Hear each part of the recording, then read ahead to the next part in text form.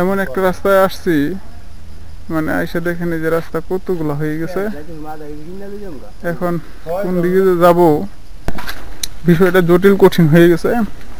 ঘুরতে ঘুরতে এখন রাস্তা হারাই ফেলছি। হ্যাঁ, আমরা আজকে ঘুরতে ঘুরতে অনেক রাস্তা চলে আইলাম, তো এই দেখেন এখন ডেঞ্জারাস রাস্তায় আসছি আবার।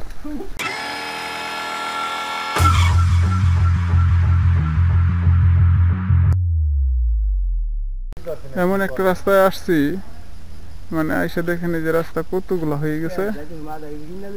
এখন কোন দিকে যে যাবো মানে বুঝতেছি না।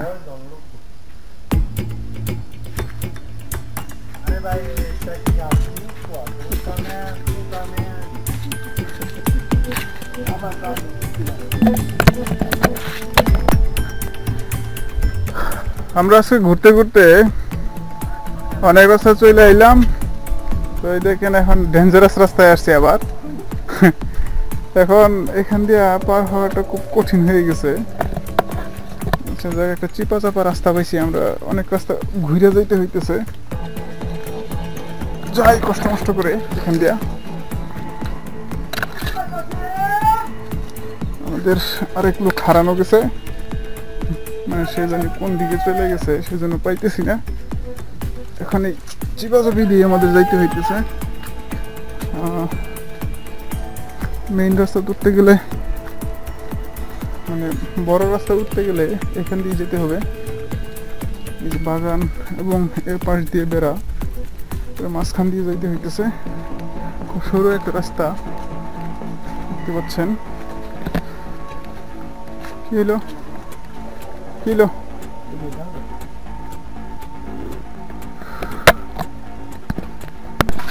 বিষয়টা জটিল কঠিন হয়ে গেছে। ঘুরতে ঘুরতে এখন রাস্তা হারাই ফেলছি। হ্যাঁ,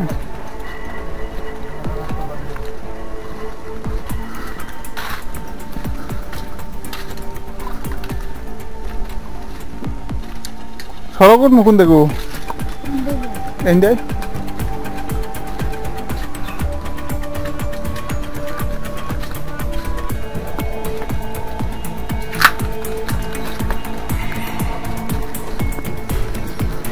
দেখো অবশেষে রাস্তা পাওয়া গেল এবং সুন্দর বাগান।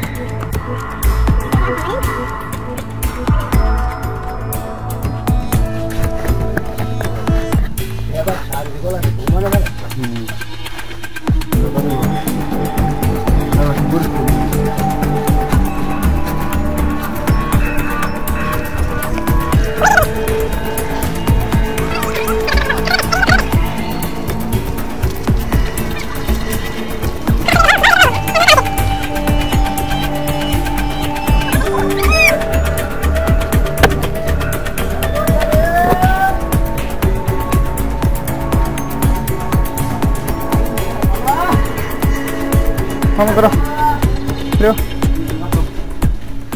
আত্তা না পরিবারটি, এই যে বাড়ি এখান দিয়ে যাচ্ছে, মানুষজন দেখা যাইতেছে না।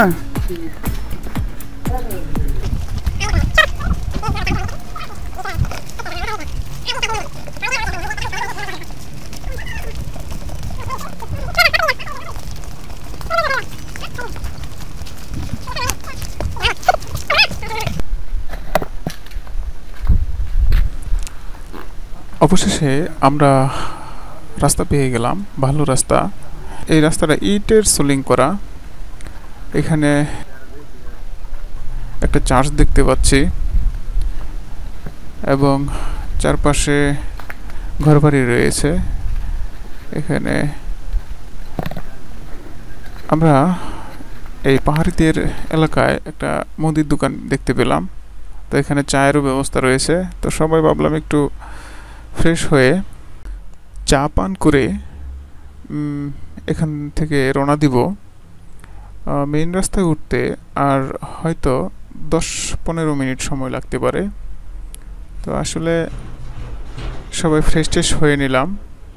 ফ্রেশ ট্রেশ হয়ে চা পান করে তাদের সাথে কিছুক্ষণ গল্পগুজব করলাম।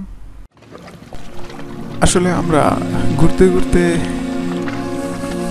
পথ হারিয়ে ফেলেছিলাম, মানে বুঝতে পারছিলাম না যে কোন দিকে যাব। তো ওইখানে যারা লোকজন ছিল তাদের কাছে জিজ্ঞাসা করেই আমরা তাদের দেখানো পথ ধরেই চলে আসছে।